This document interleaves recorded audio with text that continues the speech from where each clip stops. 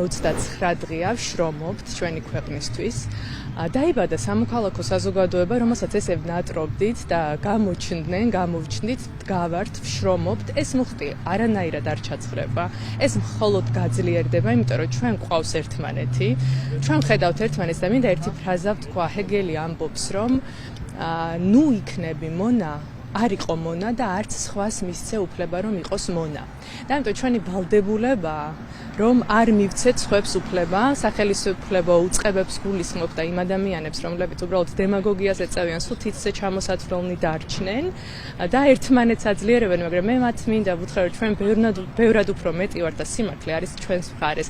აი აქ ბოლოში წერია ნეტარ არიან დევნულნი სიმართლისათვის და გამოვეხმაურები ზუსტად იმ კითხვას, რაც თქვენ დამისვით, რომ ჩვენ მხარეს არის სიმართლე და ჩვენ ვიდევნებით სიმართლისთვის და მინდა ვთქვა, რომ ღმერთიც ჩვენკენ არის.